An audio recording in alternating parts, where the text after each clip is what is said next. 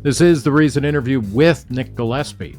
My guest today is Jeffrey Singer, who's been a practicing surgeon for over 40 years and is the author of the new Cato Institute book, Your Body, Your Healthcare, which makes the maximalist case for patient autonomy, informed consent, and the right to self-medication. This conversation took place at a live event in New York City. Go to reason.com/events for information about upcoming events. We do them every month. And please subscribe to the brand spanking new Reason interview channel at YouTube by going to youtube.com/@thereasoninterview. And here is my Reason interview with Dr. Jeff Singer.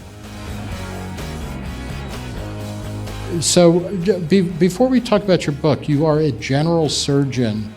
What is that like? I mean, you are cutting into human bodies as you're living. Like, isn't that kind of weird? Some people can do it, some can't. That's, when you're a medical student, some of my classmates, they had to all rotate through that experience, but that part really was hard for them to take. And for that reason, they decided to go into non-surgical fields.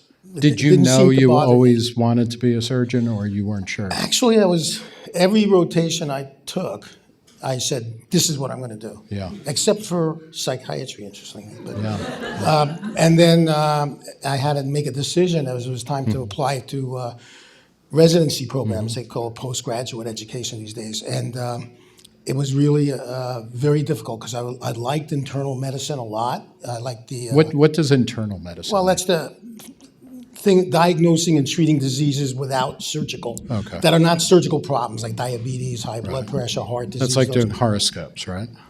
Well, that's what we used to say about them. We used to call them mind readers. We used to call them voodoo doctors. Yeah, but there was a rivalry, and I was torn between that and surgery. I liked them both equally. I actually got honors at the graduation in internal medicine. Wow. And I just had to kind of, at the last minute, make a choice and start applying. Yeah. And I went with my heart, actually, because my brain liked internal medicine. I liked the intellectual challenge of making these diagnoses and treating diseases, that it's more like, it's a lot of physiology and biochemistry. But the excitement and drama of surgery, I said, I want that excitement and drama for the rest of my life. Did you do your residency in Arizona? Yes. That's why, and you're based in Phoenix now. Right. When I was in college, at Brooklyn College, I went cross-country one summer with a friend of mine. These were way before they were helicopter parents. So, I just hitched around the United States for the whole summer with a classmate of mine. Yeah. Every once in a while, I call home when you need money wired to you. And those are good parents. Yeah. And I fell in love with the Southwest. There's the scenery, the kind of the folklore. It just kind of had a romantic appeal to me. So when it came time to look for residency programs, I looked, and luckily there was a really good one at the county hospital, which is sort of like Arizona's answer to Bellevue or Metropolitan Hospital. And it was in Phoenix, and I was the only New Yorker. Everybody was from the West, so they made a lot of fun of my New York accent. They usually accentuated it too much. They said things like Joyzy. And when I told them, it's not Joyzy, it's Jersey. All right, so I just put up with that. As long as we're doing accents, let's talk about your book, Your Body, Your Healthcare. You open with an introduction where you talk about a woman named Mary Schloendorf. Who was Mary Schloendorf, and why is she important? Well, this was actually a very important turning point in the patient-doctor relationship. Nowadays, I even mentioned this in the beginning of my book, we doctors have it drilled into us from the first day of medical school that you need to respect patient autonomy, and you need to give them truly informed consent, give them the alternatives, the risks, the benefits, and if they decide against your better advice that they don't want to listen to you, you just have to respect that. It's their body, okay? But that's actually a relatively new development. Actually, it's only about when I graduated medical school is when it started to become pretty standard. It was typical that the doctors were very paternalistic. They felt, I know more than you. They would keep information from the patient because it wasn't probably good for them to know about what's really going on. Yeah, I mean, you mentioned in passing, and I think some older people will remember this, where the doctors would keep fatal diseases or cancer diagnoses from the patient. Yeah, as late as the 1970s, a survey done in the Journal of Oncology found that the majority of oncologists wouldn't tell their patient really how bad it was because they were afraid if they heard that they may not cooperate with the treatment they want to give them. Yeah. So this was a typical attitude, but things started to change with Mary Slowendorf. So Mary Slowendorf was in New York City in 1908, and she was a patient that was then called the Society of New York Hospital. And in those days, we didn't have CT scans and all these modern imaging techniques, so it was very common to do what was called an examination under anesthesia. We still rarely do that today, where you would put the person under anesthesia so they're soft enough that you can get a much more accurate exam. So the doctor suspected that she had a uterine mass and wanted to do an exam under anesthesia, and she said, under one condition, that when you're done, you wake me up and you discuss it. I don't want you to do anything until I've had a chance to decide She what I want sounds to do. like a pretty lippy woman. Sounds like it. Yeah. You don't want a patient like Yeah. that, right? So a troublemaker. So anyway, so the doctor took her to anesthesia, put her under anesthesia, examined her, appreciated a turned out to be a uterine fibroid tumor, performed the hysterectomy. She had several complications. She survived, but she was obviously pretty angry. And I mean, she developed lost a couple gangrene fingers, and lost fingers. Yeah, and along with her uterus.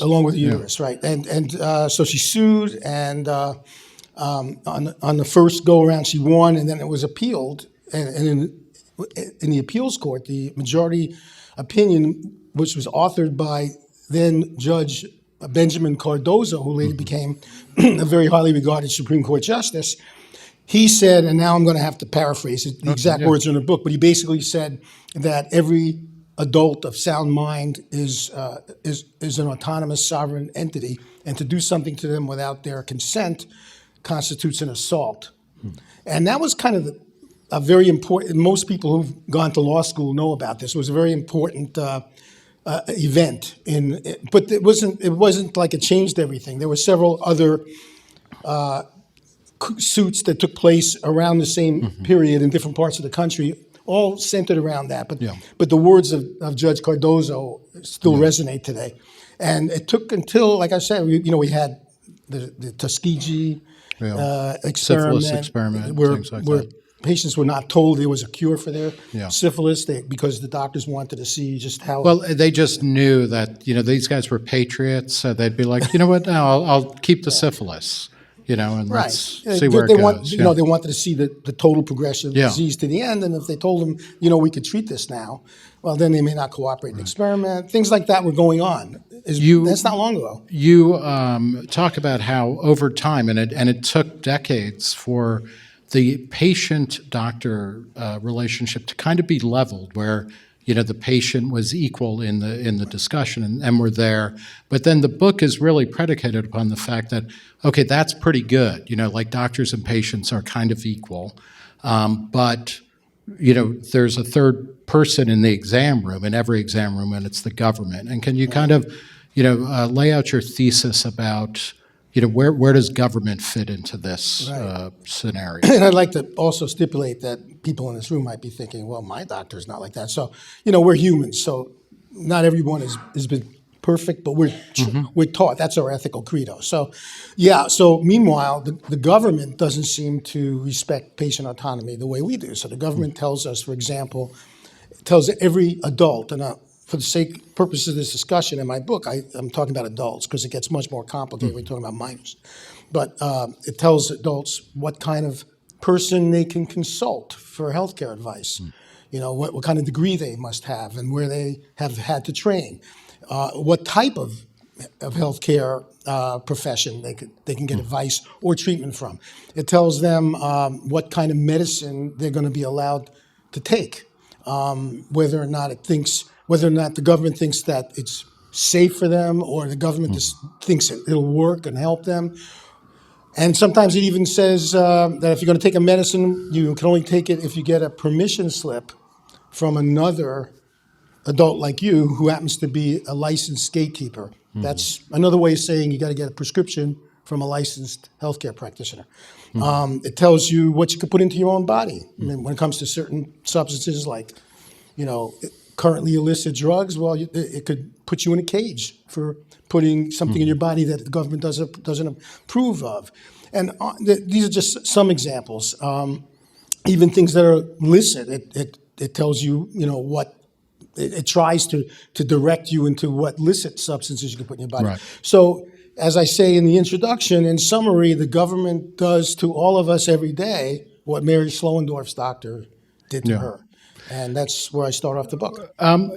Before we go into some specific examples that you discuss, why is this an issue for you? You are a hardcore libertarian. You're not an anarchist. You believe that the government, plays a serious role and a function in kind of making sure that, certain people aren't taken advantage of, things like that. But why does this bother you so much? Well, for the very reason you just said, I'm a hardcore libertarian. Why are you a hardcore libertarian? Since when I was in undergrad, I started thinking about these things. I gravitated towards authors of political philosophy that were classical liberal or libertarian, and I decided when I was, I think, a freshman in college that I already identified myself with the libertarian movement. There wasn't even a libertarian party at that point in time. Right. And so as I went through... You're like, I'm going to be a doctor so I can be as weird as I want, right? Well, I was one of the weird guys, but I learned very quickly, anybody here could relate to this. Whatever you're studying, that's kind of what you focus on. But this was always an important other part of my life.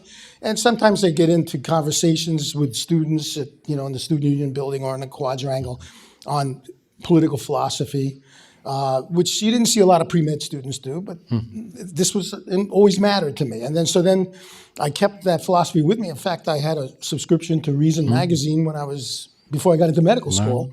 Thank you. I continued finding time to read it when I get it in the mail as in medical school.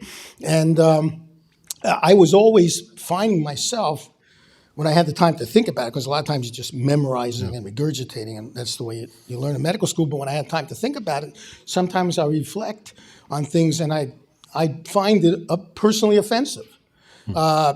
Even back then, when when patients would say to me, could I have a prescription for this and this antibiotic? I have an ear infection. I know you're a surgeon, but I have an ear infection. And every time I've had that, my doctor gave me this and this prescription, and I really don't want to have to take time off from work and go, could you do that for me? And I'm thinking, this person shouldn't have to ask me. I'm not this person's parent. And so I wouldn't say that to them, but I'm thinking these things would bother me. Yeah. So this was when I started working for the Cato Institute. I'm now in my 8th year working there. It made sense for me as a clinician, because I'm still in my surgical practice part-time. It made sense for me to kind of get into those health policy issues and bring that perspective. How many doctors would you say, are they not libertarian, but how many of them are really committed deeply to true informed consent and kind of autonomy of individuals? Well, I don't think I've done a survey, but I can tell you most of the doctors that I've run into. In fact, I can't think of a doctor that I know who doesn't have that commitment, because, like I say, from the first day of medical school, we have that drilled into us. So that's not a debate among the medical professionals. Now, the politics may be a debate, but the ethics isn't. So part of the book, you talk about certificate of need laws.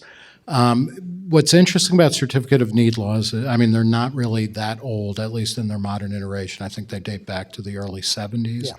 But they're really coming up for discussion. Could you explain quickly what a certificate of need law is and why, it just grinds your gears the government is involved in this. It's so silly, actually. So it began during the Nixon administration, and the idea was that if we could, because healthcare costs were already starting to go up with the advent of Medicare and Medicaid, and the promotion of a third-party payment system, and so in an effort to keep costs down, it was thought, well, if we could basically require hospitals and doctors to have to get a commission to say whether or not it's necessary if they want to add a service to offer to the. So because prices are rising, demand is rising, if we shrink supply, prices will go down. Yeah, doesn't everybody know that? That makes perfect sense, Yes, but this was the thinking, right? Yeah, and they thought that people will, if there are fewer things to utilize, then it will get used less. Oh, it's just waste to have all that excess. And on top of that, they didn't take into consideration that with the third-party payment system, the consumer, the end user, was pretty much divorced from the price feedback loop because the third party's paying for it. So it doesn't even matter that if there are fewer of these services available and therefore it costs more, they're not even necessarily directly experiencing that. And then, and the way this works out, it's like if you're a hospital, I know Reason has done stories on this, and you want to set up a neonatal intensive care unit and you're in a particular city, you effectively have to go to a board that is staffed by the other hospitals or health providers in the area and say, we really need this extra capacity that will now compete with you. Right. In some states, it's not necessarily the hospitals or the competing facilities, but if they're not on that commission, they certainly have a tremendous influence on the commission. Yeah. So the federal government subsidized states for setting up these programs. For some reason, I don't know why, Louisiana never got around to doing that. In the 1980s, when Reagan was president, it was very obvious that this wasn't doing anything to lower the healthcare costs. And Louisiana didn't seem to be any worse off than anybody else for not doing it. So Congress ended it in the mid-80s. Despite that, roughly 35 states, they may, just this year, a couple of states might be beginning to get rid of it. So that's why I'm saying roughly 35. At the time I wrote the book, it was 35. 35 states still have it in place. And as soon as somebody proposes ending the certificate of need laws, of course, usually the hospitals, they're the ones who fight to keep it there. And they make this argument, well, we have hospitals located in parts of the state that have a high Medicaid population, and if you had other services come in to compete with us, let's say ambulatory surgery, which is cheaper than a big hospital for a lot of things. What is ambulatory surgery? Outpatient surgery centers. Okay. So that's a lot of things now that could be done in a hospital could also be done in an outpatient surgery center for a lot less money. Well, this is competition, and the hospitals they'll say it right up front. I testified remotely before the Kentucky legislature on this a year ago, I believe, and the representative of the Hospital Association said we wouldn't make enough money if we had other facilities open up near us. And what I said was, it's the same with us doctors. We don't get paid by Medicaid in those areas too. Would you, if anybody suggested you pass a law saying that no new doctor can open up a practice in Kentucky without checking with us first, I think you'd probably laugh us out of the room. So why are you letting the hospitals do it? But that's the way it is. And it's very hard because the incumbents they fight to keep it that way. I'm happy to say my state ended it around 1990. California's another one that ended. But there are about 15 states that did away with certificate of need laws, but still a great majority. And did they do that mostly through making public the silliness of the system? Not usually. During the legislative sessions, during testimony, that will be discussed. But it didn't. These things usually don't get a lot of press attention. So the average person doesn't know about it. In another way, you said if you were when you were talking to the Kentucky legislature, if doctors got to go in and say hey, it would be bad if extra doctors, but in fact, doctors are heavily licensed. And the whole, I mean, maybe the whole point isn't to restrict supply, our people, and, steelmanning it. The argument is like we need to make sure that people who are doctoring have some basic skills and a set of knowledge, and, that they're responsible in some way. But what about that? Because you make a strong case against licensing of doctors and of nurse practitioners or opening things up. What would replace that if you say, okay, you know what, like medical school is optional, that the government can't compel people who say that they are, healthcare providers to go to medical school? Yeah, and you just made me think also, if they were smart enough, the legislators would have come back to me when I said, why don't, if you would laugh me out of the room if I said you should check with us before another doctor came here. A smart person would have said, well, we don't need to. You already have your licensing laws. That's working for you. What do you need that for? And that's the point. This isn't original. Milton Friedman wrote about this in Capitalism, Freedom years ago.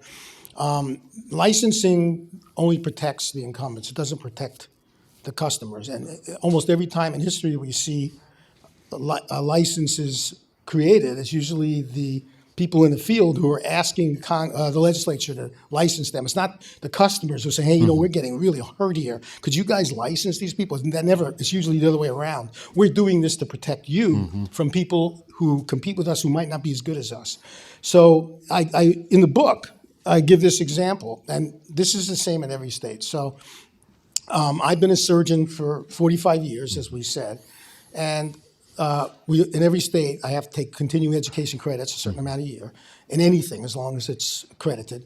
So let's just say there's a scenario, I've been doing the same thing year in year. I want a little change in my life. So for the last few years, I've been taking these education credits in psychiatry, just for something different. And I'm starting to really develop an interest in this. So one day I decide, you know what? I think tomorrow I'm going to change the sign on my door from surgery to psychiatry. I'm going to be a psychiatrist. Well, I can totally do that. Just so you know, I have a license to practice medicine, and that psychiatry is medicine, so I could practice in anything. So I change the sign on my door, and then I said, I should go to the hospital that I do my surgery at and tell them I'd like to be available as a psych consultant if somebody comes in with a suicide attempt or something, because I'm looking for new patients. So they refer me to this. It's a private, nonprofit hospital. They refer me to the medical staff's credentials committee. I know all these guys for years. And they say, Jeff, did you do a psychiatry residency? No, but I've been taking a lot of CME courses in it. And I've been reading a lot. I really, and I learned it in med school. Yeah. And they, well, you know what? We're not going to let you come on the staff here unless you've at least done a residency and preferably be board certified. But call us when you do that. So I said, you know what? Most psychiatrists, it's office-based. I could do without the hospital. So I then get back to my office, and I thought, I better notify all the health insurance plans. I want to be put on their panel of mental health providers because I'm under the surgery panel now. So I contact them, but of course they got their reputation and to be concerned about, and the liability to be concerned about. So they have their own credentials, and they ask me the same question, and they say, well, you can't be on our panel until you do that. And then I said, oh my goodness, I better notify my malpractice insurance carrier. What happens if I get sued? So I call them, and they say, oh, you did a residency? No. Well, we'll be happy to keep covering you for surgical malpractice, but not psychiatry. And I point out in the book, so who protected the public? The license protected me from a nurse practitioner or a physician assistant trying to get in on my business. But it didn't protect any of the customers. The customers are protected by all these private entities that have their self-interest in mind. The hospital, the insurance, the malpractice insurance carrier, the health insurance company. That's who protected the public and did the vetting. Do you think that would end up with more options for people, or would the private entities just be very good at shutting down? No, I get into this too. There's so many new disciplines that have arisen spontaneously as we've gotten more knowledge and the healthcare field has gotten more sophisticated. So there are fields that didn't exist 50, 60 years ago.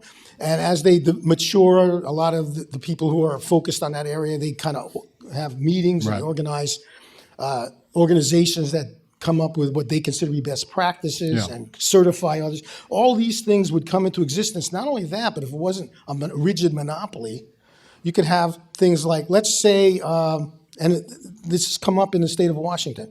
There are some advanced practice APRNs, advanced practice registered nurse practitioners, and some have gotten very good at performing vasectomies. Okay, so but you can't do a vasectomy if you're a nurse practitioner. But if we had certification, Just watch me.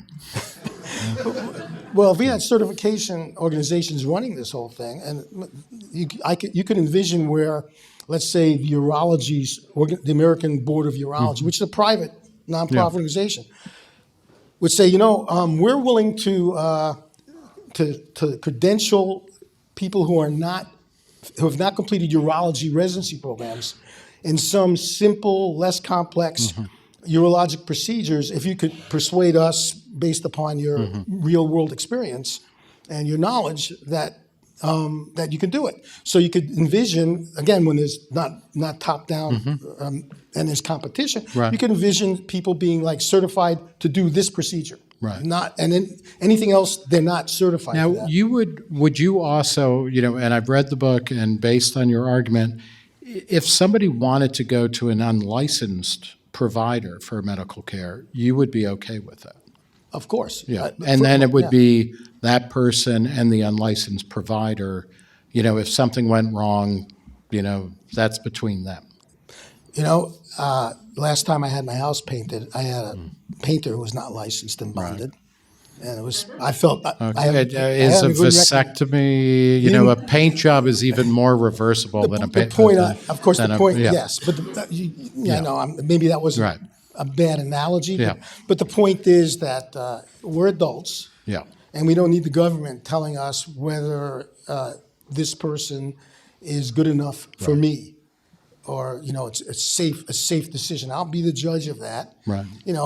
I need information when I'm making these decisions. So the more information, and that's another thing. There's a market for information. So if the government almost preempts that, think about all of the organizations and for-profit organizations that don't exist today that would exist to provide you the information you need to make how does the government clamp down on the sharing of medical information?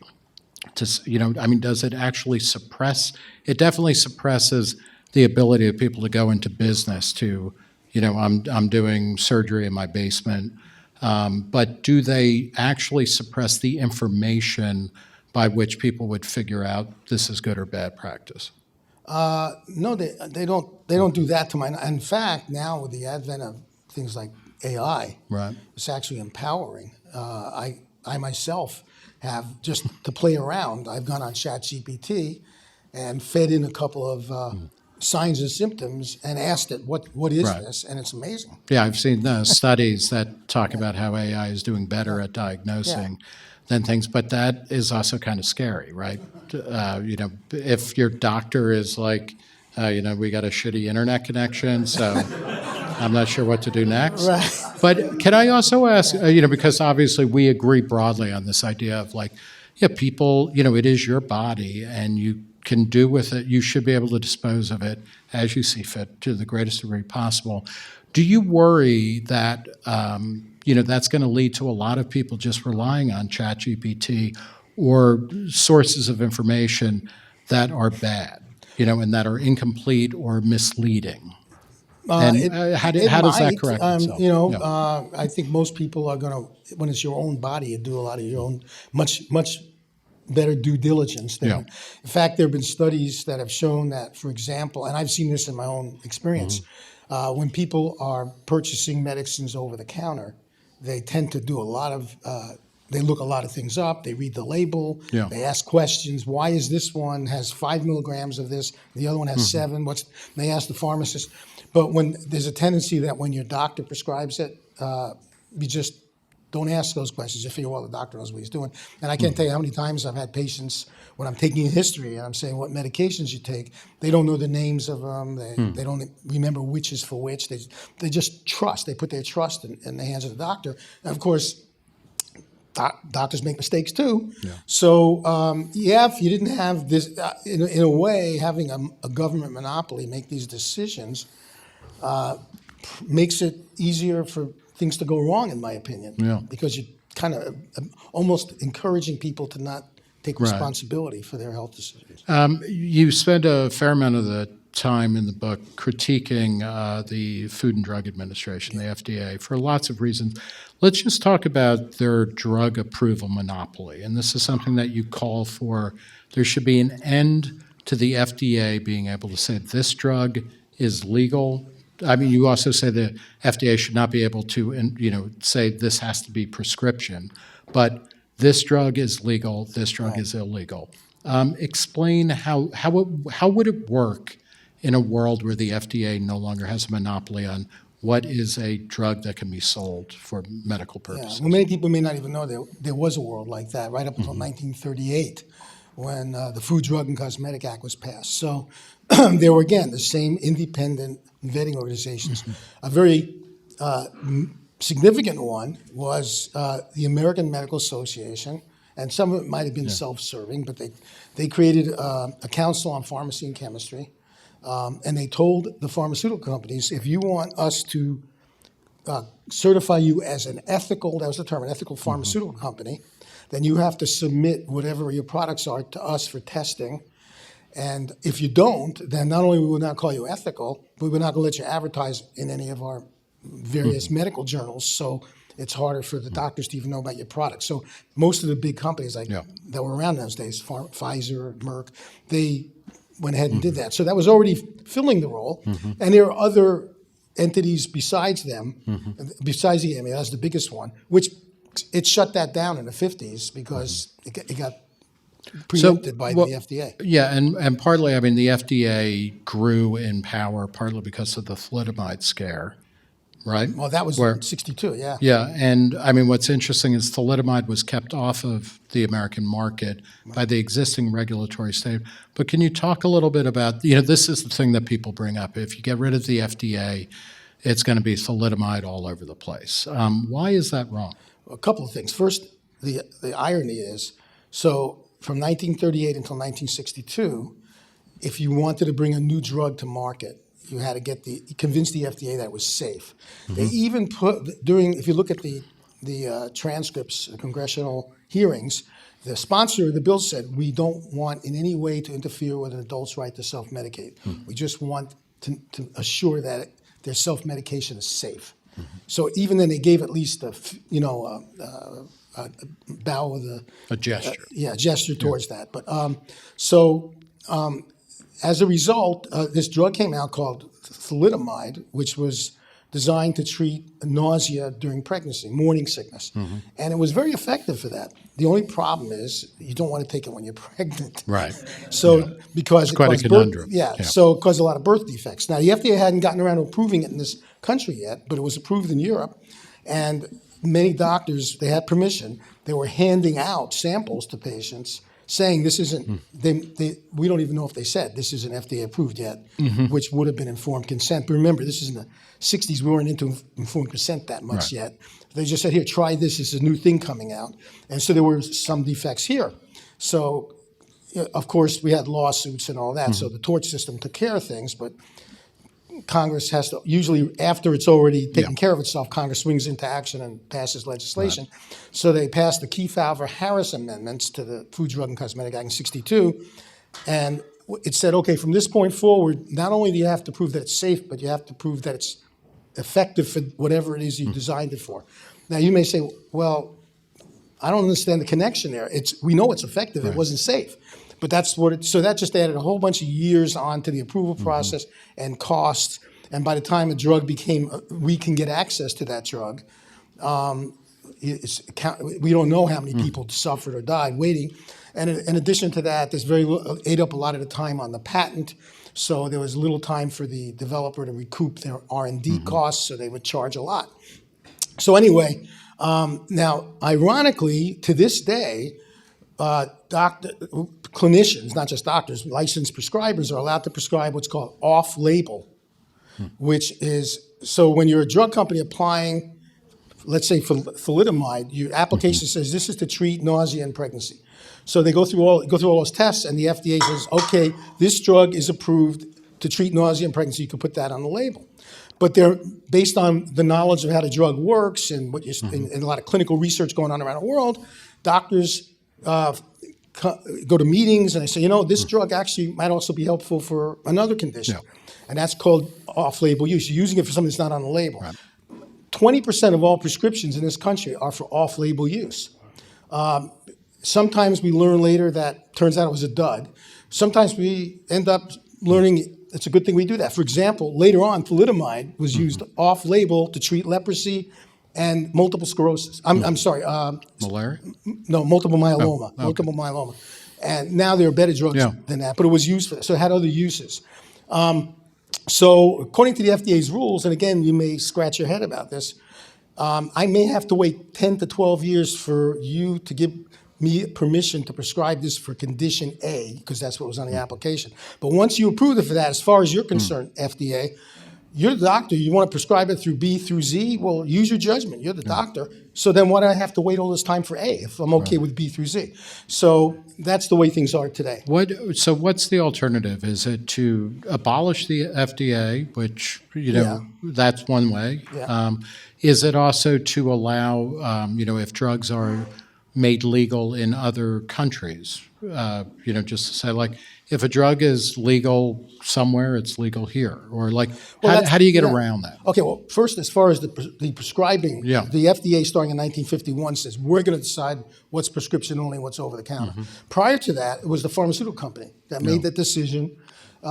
They basically would say, look, you know, their legal people would say, this is really complicated. If somebody uses it the way we didn't tell them to, something bad could happen. We're going to get sued. Our reputation is going to be destroyed. So when you supply this to the pharmacy, the contract has to say, pharmacists, you cannot sell this to someone unless they have a prescription from, and that covers them. So that was already existing.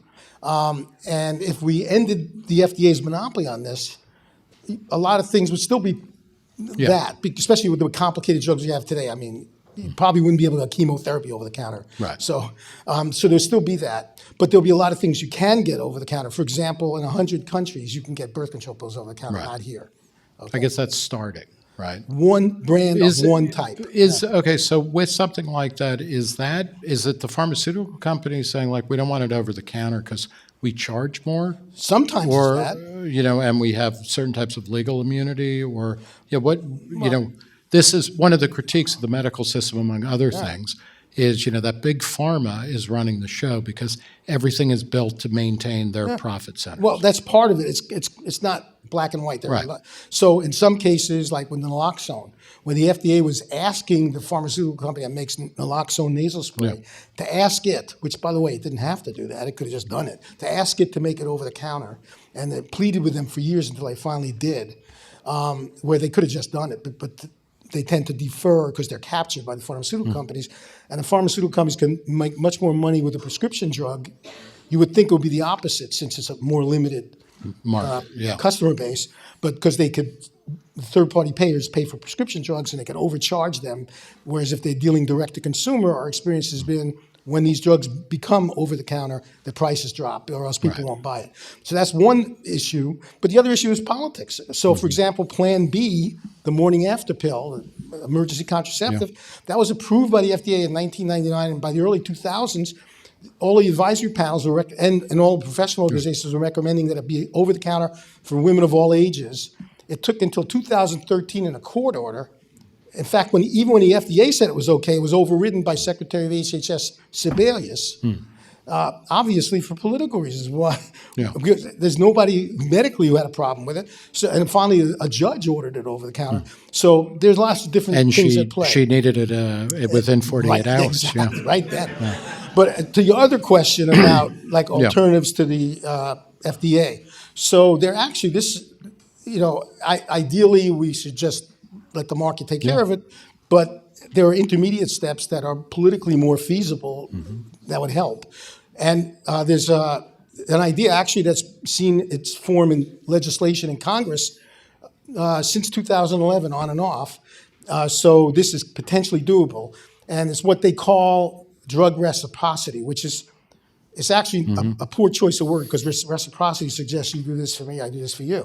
But basically the proposal is that people should be allowed to access drugs that are not only approved by the FDA, but by approved by the FDA equivalent agencies of like a list of countries that nobody would argue they're just as sophisticated as us, like the European Medicines Association, Health Canada, UK, those kind of things. And then it just would stipulate on the label, this is not FDA approved, it's approved by the UK. And then you, in consultation with your doctor, could decide whether you don't want to buy something that's not FDA approved or not. You may be fine with the UK. And so that's actually been in legislation. You can imagine pharmaceutical companies aren't crazy about that because that's competition. But the FDA isn't crazy about it either because it's losing control. Right. But that's an actual thing that's seen its way in legislation. Did you mentioned the AMA, and we've talked a little bit about pharmaceutical companies, and this idea that they both oppose the government, but then they also, sometimes they want the government to do their bidding. Did the AMA go to the government and say, like, okay, you know what, you should take our recommendations and make them the law, or did the law come to the AMA and say, like, you got a nice racket going on here, we're going to make sure that it was happens? The former. Yeah. A lot of people don't know this, but the AMA, when it was founded in 1848 or so, around there, their mission, it was in their mission statement, was to get the licensing of doctors in this country.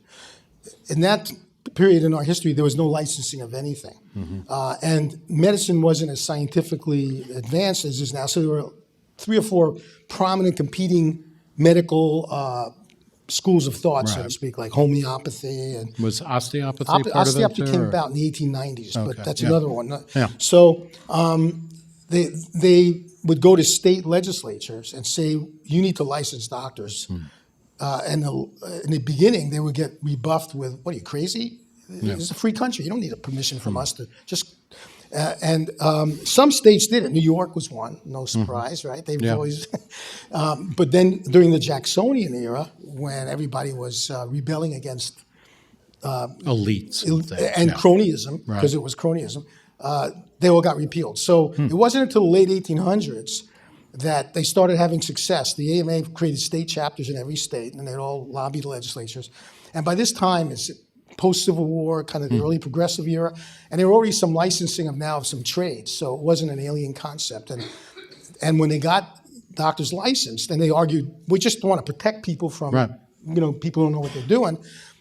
Then in order to get a license, first of all, originally the licensing boards was made up of members of the state chapter of the AMA, and they required you to graduate from an AMA accredited medical school and do a residency in an AMA accredited residency. And all those things still exist, they just have different names. And so it kind of sounds like a cartel, doesn't it? And that's what it was. Yeah, by definition. And that's the way it is today. So let's do a kind of a lightning round about stuff, because I think the shape of the book and the argument, again, there are free to you copies out there, and I've really enjoyed reading it. It's polemical, but it's really deeply informed. Let's talk about some stuff that's going on now. RFK Jr. is the head of Health and Human Services. He seems, on the one hand, to be he is going to break apart all of all the barnacles that are on the hull of medicine and expertise and all of this crap.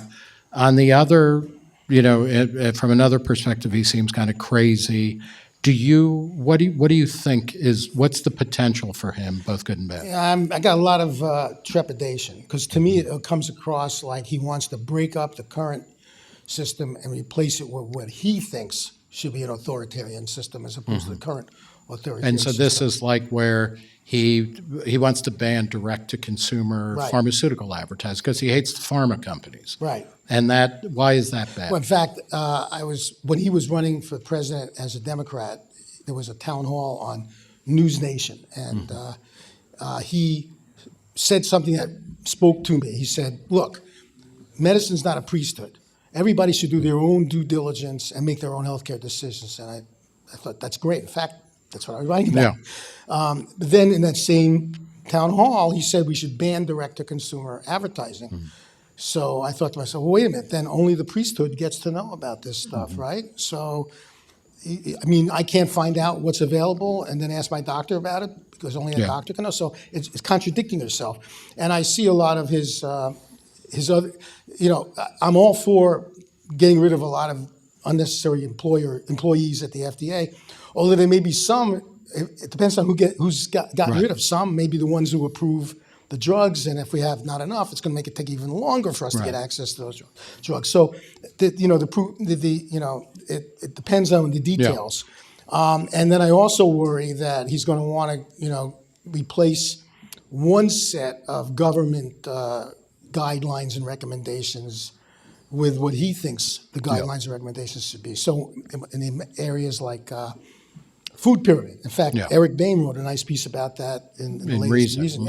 So you got the government came out with a food pyramid in 1980 and revises it. And the government has no business in any of these things. There is a legitimate role of the government in public health when you're talking about dealing with health issues where we could inadvertently hurt people around us without knowing it, like spreading deadly communicable diseases or dumping toxic waste in the public square and you can get other people contaminated. That's a legitimate function for the government, but that's public health. But things like what's the best thing for me to eat, how much exercise I should get, whether I should drink alcohol, how much, these are personal health issues. Right. And these are things that, I'll do my own due diligence and talk to advisors, and you got no business being in it. Okay. Let's very quickly, you have a section in the book where you talk about intersex youths or intersex babies, and these are kids who are born with ambiguous genitalia. Traditionally, doctors would tell the parents, oftentimes within minutes of kids being born, pick one. It's going to be a boy or a girl. You argue against that. Can you very quickly lay out your case and how that fits into this question of autonomy? Yeah, it does fit with autonomy, but it's not necessarily a libertarian. There are plenty of non-libertarian health professionals that take the same position. First of all, when we're talking about ambiguous genitalia or other intersex cases, that's less than 1% of babies that are born. And historically, the pediatrician would tell the parents, look, while your baby's an infant, let's pick one. So your baby will never even know what happened. It'll just, you want a girl or a boy, pick one. And parents, of course, want to do what's best for their baby. So if the pediatrician says that's best. But then we've learned later on that a lot of these babies grow up and not only do they have sexual dysfunction because the procedure that was done created that, or maybe they have gender dysphoria, like you chose girl, it turns out it's a boy. So, and then some are kind of non-binary, and that's just the way they are because of their genetic makeup.